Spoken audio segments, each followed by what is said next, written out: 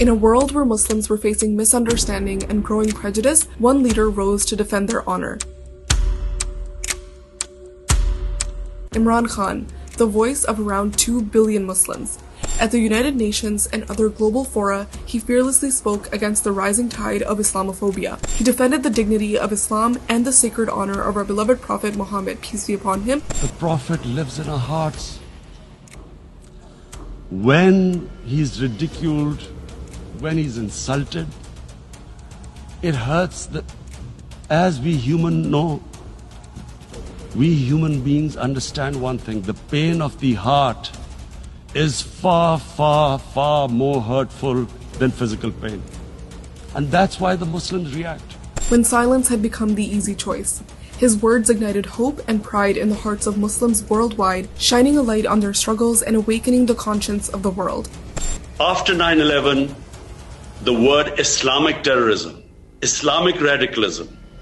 Now, when these terms started becoming currency and announced by Western leaders, the man in the street does not understand. When you say Islamic radicals, it seems that there's something in the religion that makes people radical.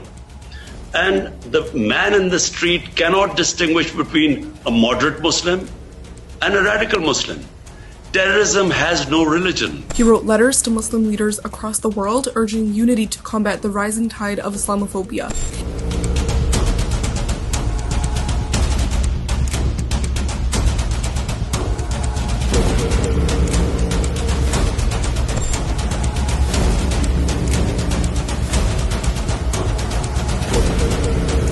His call for collective action echoed in every corner of the Ummah.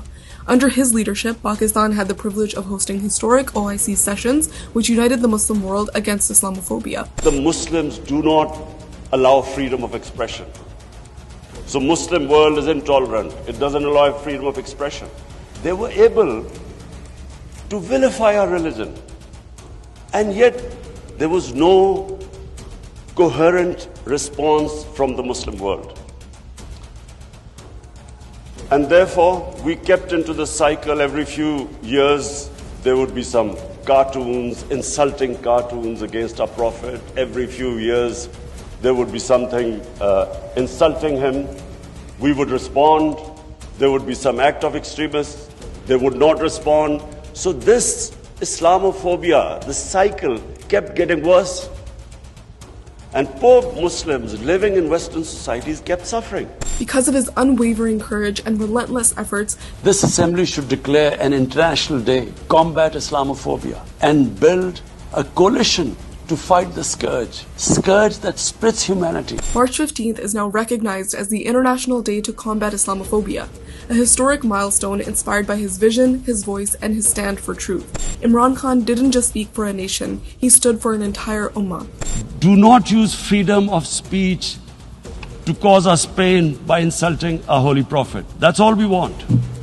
A global leader who stood firm when it mattered most.